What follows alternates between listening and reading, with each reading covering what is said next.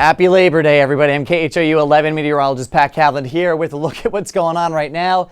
If you're watching this live here at the bottom of the 6 o'clock hour, I don't really think I have to tell you, but it's raining outside if you live in the city of Houston.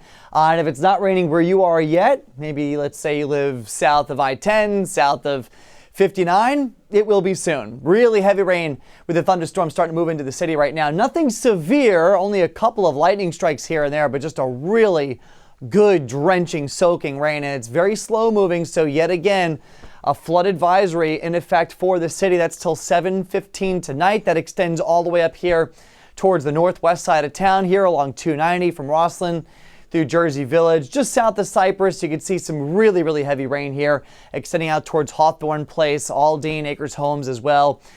No flash flooding yet. Hopefully we don't get to that point.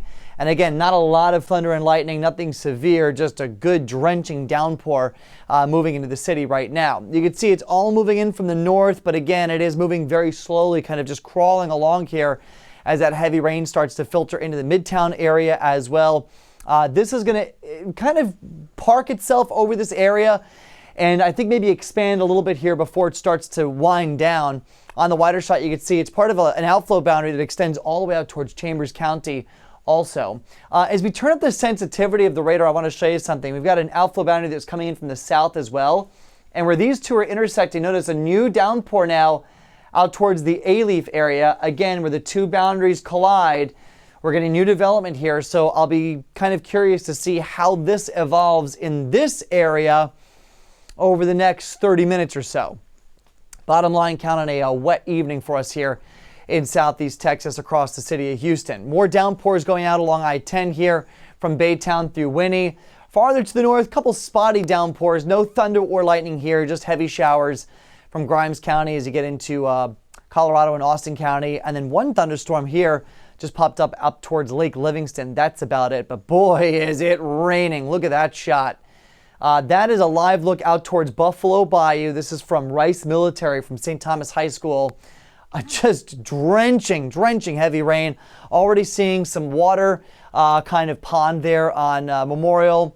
And you can see the trees moving as well. So breezy conditions as that storm moves through. 76 degrees. There's the silver lining. It's really bringing the temperatures down. It is a bit breezy though. Again, winds sustained 15, 20 miles per hour. Maybe some higher gusts as that initial storm moves in. Down towards the Med Center, Museum District, bone dry, at least for now.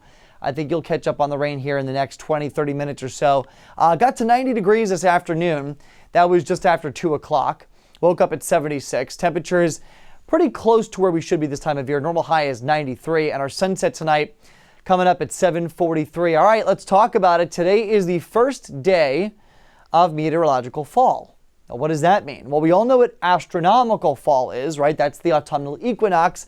That happens September 22nd. Sometimes it's September 21st, but that is the first day of fall, and fall in the astronomical sense lasts all the way towards December 21st, and it's based on the sun angle. And so the number of days can vary a little bit because sometimes these numbers change, but overall it's generally that period from the end of September to the end of December. Meteorological fall is a bit of a cleaned up version of that. We go from September 1st to November 30th. It's 3 months. Every meteorological season is just 3 months, and it's based on temperature. And it's basically our way of keeping things clean for official record keeping. So it's the first day of the month to the last day of November, and then it resets. December 1st is the first day of meteorological winter, and it's just a way to keep things nice and easy for us. But it is a sign of temperatures starting to trend cooler, and we're seeing that now. Our normal high today, September 1st, 93 degrees. By the end of this month, September 30th, our average high temperature is down to 88. The overnight temperatures change big time from 74 to 67. And of course, we lose a lot of daylight in this period as well, going from a 7:43 sunset tonight to a 7:07 sunset by the end of the month. Overnight, though, we will be warm. We will be muggy. We do dry things out eventually, though. We'll see partly cloudy skies. Tomorrow, a weak boundary tries to come into the area. Not going to do much except to bring us just a stray afternoon shower chance. Otherwise, it's mainly sunny, it's hot, and it's dry. Our humidity will back off a little bit by the middle of the week. So we stay dry and we stay hot with temperatures in the mid-90s. Here's future track for the rest of this evening. We're looking at quiet conditions. Once the sun goes down, we lose all that energy from the atmosphere. All the storms start to dissipate. Tomorrow morning, there may be some pre-dawn showers at the coast. I think all of that should start to trend offshore by sunrise. We're looking at sunshine through the middle of the day, and again, maybe just a 10% shower chance. I don't even think we get a thunderstorm tomorrow, just with how stable the atmosphere starts to become behind this week boundary. So a 10% shower chance tomorrow. I think we're dry here for the rest of the week. Maybe just a 20% shower chance then into the weekend. But dew points, you'll notice, start to drop. We'll go from dew points in the 70s, which is a mark of very, very thick tropical humid air, to the 60s, which is a little bit of a break. Mid 60s for tomorrow, and I think low 60s by Wednesday. So Wednesday, you'll actually really start to notice more of a dry heat. I mean, again, it's still going to be really hot, high temperatures in the mid 90s, but when you take the humidity away, you really start to take the edge off of that heat. That low humidity will stick around probably through Friday, and then we're back to the tropical feeling air mass as we get into the weekend. Speaking of tropics, we've got one area that we're watching here out in the Atlantic. It is a tropical wave that just moved off the west coast of Africa. We're going to be watching this one for a while. Within the next 7 days, there's a 50-50 chance of development. That odd is going to keep going up as we head through the next few days, and we could see some sort of development within this area towards the end of the week. Here it is on the big board. High pressure across the North Atlantic will steer this feature to the west. So let's follow it here. Again, by the end of the week, we get some sort of development.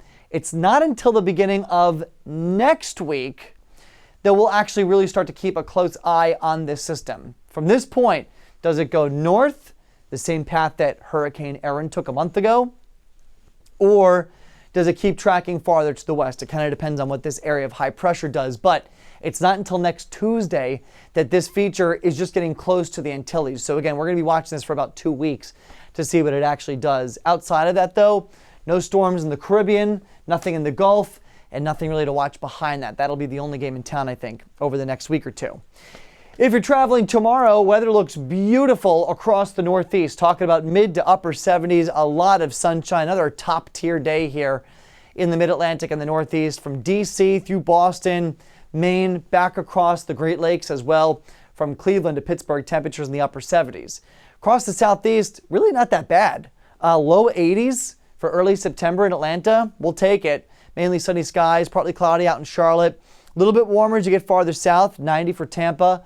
Low 90s for Miami, with maybe just a passing shower chance. New Orleans close to 90 degrees. More shower and storm chances up the mid-Mississippi Valley.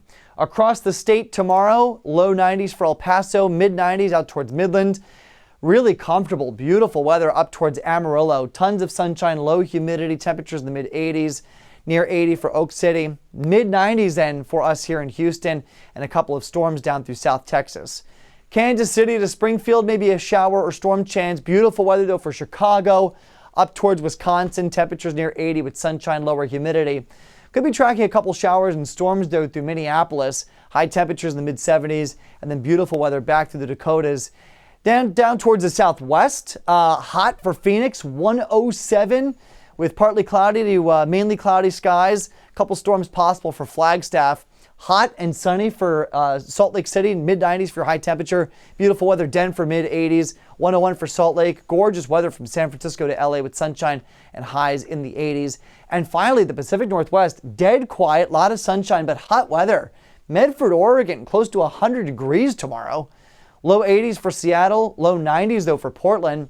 Close to 100 as well for Boise, Idaho. Big time heat building here in the Pacific Northwest, as the rest of the country features much more comfortable and cooler weather.